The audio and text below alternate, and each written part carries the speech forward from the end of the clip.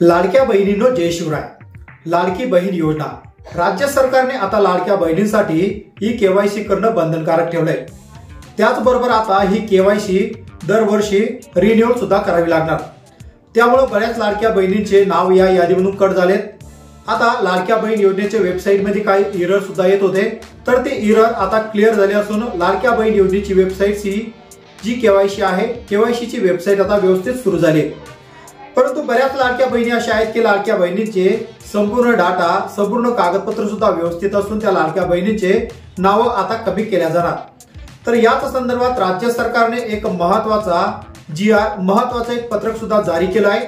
त्या पत्रकामध्ये अद्याप कोणकोणती माहिती अपडेट केलेली आहे, या व्हिडिओच्या संदर्भात आपण ही माहिती एक्सप्लेन सुद्धा करणार आहोत। लाडक्या बहिणींना केवायसी बंधनकारक केले असून बऱ्याच महिलांनी ही केवायसी सुद्धा केली आहे। अद्यापही बऱ्याच लाडक्या बहिणी ह्या बाकी आहेत, ज्या महिला पात्र असून सुद्धा त्या महिलांना 1500 रुपये मिळाले नाही। तर ते 1500 रुपये कसे मिळतील या संदर्भात आपले YouTube चॅनल व्हिडिओ बनवून सुद्धा ठेवले आहे, ज्याची लिंक मी खाली डिस्क्रिप्शन बॉक्स मध्ये ठेवले आहे। मग आता व्हिडिओचा थंबनेल तुम्ही पाहिला असेल की लाडक्या बहिणींचे आता संपूर्ण कागदपत्र, वयोमर्यादा सुद्धा व्यवस्थित आहेत, परंतु त्यांचे नाव सुद्धा आता कमी केल्या जातील। या संदर्भातलं पत्रक कोणतं आहे ते आपण या व्हिडिओमध्ये पाहूया। तर या व्हिडिओला सुरुवात करण्याआधी चॅनलवर नवीन आला असाल, चॅनलला सबस्क्राइब करून बाजूला असलेल्या बेल आयकॉनला नक्कीच प्रेस करून घ्या। अशाच प्रकारचे महत्त्वाचे आणि योजनेचे प्रत्येक व्हिडिओ तुम्हाला भेटत राहतील। मग आता नेमके राज्य सरकारने ही कोणती नवीन अपडेट आणली आहे, ही अपडेट या व्हिडिओमध्ये आपण पाहूया। तर चला व्हिडिओ सुरू करूया। तर मित्रांनो, तुम्ही पाहू शकता महाराष्ट्र राज्याचे रहिवासी असणं आवश्यक आहे। त्याचबरोबर राज्यातील विवाहित, विधवा, घटस्फोटित, परित्यक्ता आणि निराधार महिला तसेच कुटुंबातील केवळ एक अविवाहित महिला या योजनेसाठी पात्र असणार आहे। म्हणजे तुम्ही पाहिलं असेल की एका घरामध्ये जर 2 महिलांना या योजनेचा लाभ मिळत असेल तर त्यातील एकाच महिलांना या योजनेचा लाभ मिळेल। त्याचबरोबर किमान वयाची 21 वर्षे व कमाल वयाची 65 वर्षे पूर्ण होईपर्यंत या योजनेचा लाभ घेता येईल। म्हणजेच 65 वर्ष वय जर पूर्ण झालं असेल तर त्या महिलेचा लाभ या ठिकाणी थांबवला जाईल, किंवा 21 वर्षाच्या आतमध्ये जर महिलेचं वय डॉक्युमेंटरीमध्ये त्या ठिकाणी चेक झालं तर त्यांचा लाभसुद्धा बंद करण्यात येईल। लाभार्थ्यांची स्वतःचे आधार लिंक असलेले बँक खातं असावं। जसं की बऱ्याच महिलांनी आधार लिंक केलं परंतु ते खातं बंद केलं आणि त्या महिलांचे हप्तेसुद्धा थांबवण्यात आले आहे। त्यात 5वा मुद्दा असा की लाभार्थी कुटुंबाचे वार्षिक उत्पन्न हे 2.5 लाखापेक्षा जास्त नसावं। जर या महिलेकडं किंवा त्या महिलाच्या कुटुंबामध्ये कोणत्याही व्यक्तीच्या नावाने जास्त शेती असेल, नोकरी असेल किंवा इतर कोणता उद्योग असेल आणि त्यांचं उत्पन्न 2.5 लाखापेक्षा जास्त असेल तर त्या महिलांचं सुद्धा 1500 रुपये या ठिकाणी थांबवण्यात येणार आहे। त्याचबरोबर आता ज्यांच्या कुटुंबातील सदस्य आयकरदाता असेल, त्यांच्या घरातील किंवा कुटुंबातील कोणतीही व्यक्ती आयकर विभागात नोकरीला असेल किंवा आयकर भरत असेल किंवा कुठल्याही प्रकारचा टॅक्स भरत असेल तर त्या महिलांचं सुद्धा 1500 रुपये थांबवण्यात येणार आहे। तिसरा मुद्दा असा की ज्यांच्या कुटुंबातील सदस्य नियमित कायम कर्मचारी म्हणून सरकारी विभाग, उपक्रम मंडळ, भारत सरकार किंवा राज्य सरकारच्या स्थानिक संस्थेमध्ये कार्यरत आहे किंवा सेवानिवृत्तीनंतर निवृत्ती वेतन घेत असेल, तथापि 2.5 लाखापेक्षा किंवा 2.5 लाखापर्यंत उत्पन्न असलेले बाह्य यंत्रणाद्वारे कार्यरत असलेले कर्मचारी, स्वयंसेवी कामगार आणि कंत्राटदारी कर्मचारी सुद्धा या ठिकाणी पात्र असणार आहे।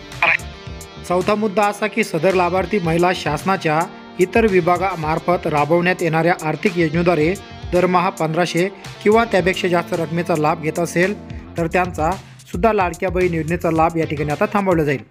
म्हणजेच एका घरातील जर महिला इतर कोणती 1500 रुपयाचा लाभ घेत असेल तर त्या महिलाचा लाडक्या बहीण योजनेचा 1500चा हप्ता या ठिकाणी थांबवला जाईल। त्याचबरोबर 5वा मुद्दा, ज्याच्या कुटुंबातील सदस्य विद्यमान किंवा माजी खासदार, आमदार असेल त्या महिलांचा सुद्धा 1500 रुपये थांबवण्यात येईल। ज्याच्या कुटुंबातील सदस्य भारत सरकार किंवा राज्य सरकारच्या बोर्ड, कॉर्पोरेशन, उपक्रमाचे अध्यक्ष, उपाध्यक्ष असेल त्यांचा लाभसुद्धा आता थांबवण्यात येईल। त्याचबरोबर ज्यांच्या कुटुंबातील सदस्य भारत सरकार किंवा राज्य सरकारच्या बोर्ड, कॉर्पोरेशन, उपक्रमाचे अध्यक्ष, उपाध्यक्ष, संचालक सदस्य असेल तर त्यांचा सुद्धा 1500 रुपयाचा लाभ थांबवण्यात येणार आहे। आता 7वा आणि शेवटचा मुद्दा असा की ज्यांच्याकडे 4 चाकी वाहन, ट्रॅक्टर वगळून त्यांच्या कुटुंबातील सदस्यांच्या नावावर नोंदणीकृत आहे त्या महिलांचा सुद्धा 1500 रुपयाचा लाभ आता थांबवण्यात येणार आहे। तर लाडक्या बहिणींनो, अशा प्रकारे तुम्ही जर फ्रॉड पद्धतीने तुमचं वय बसत नसेल किंवा वयाचे 65 वर्ष पूर्ण झालं असेल तर त्या महिलांचे संपूर्ण कागदपत्र आता चौकशी करून त्या महिलांचे लाभसुद्धा थांबवण्यात येतील, किंवा ज्या महिला 65 वर्ष पूर्ण झाल्या त्यांना आतापर्यंत हप्ते मिळाले असेल त्या महिलांचे लाभसुद्धा आता थांबवण्यात येणार। या संदर्भातच राज्य सरकारने KYC प्रक्रिया सुरू केली। आता या KYCमुळे काय होईल की दरवर्षीप्रमाणे ज्या महिला 65 वर्ष पूर्ण करतील त्या महिला या योजनेतून कमी कमी होत जाणार आहे। हाच हेतू राज्य सरकारचा असून दरवर्षीप्रमाणे आता लाडक्या बहिणींना KYC सुद्धा बंधनकारक ठरण्यात आले आहे।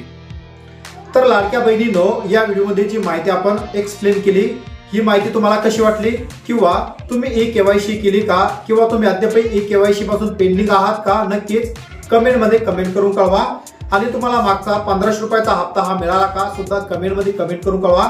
आणि हा व्हिडिओ तुम्हाला कसा वाटला, व्हिडिओ जर योग्य वाटत असेल तर व्हिडिओला नक्कीच एक लाईक करा आणि अशाच प्रकारचे कामाचे आणि महत्त्वाचे व्हिडिओ भेटत राहण्यासाठी चॅनलला सबस्क्राईब करून बाजूला असलेल्या बेल आयकॉनला नक्कीच प्रेस करा। हा व्हिडिओ जास्तीत जास्त लाडक्या बहिणींना सुद्धा शेअर करा, जेणेकरून त्या लाडक्या बहीण योजनेच्या या येणाऱ्या हप्त्यापासून मुक्तणार नाही। वाट पहा पुन्हा एका नवीन योजनेची नवीन व्हिडिओची।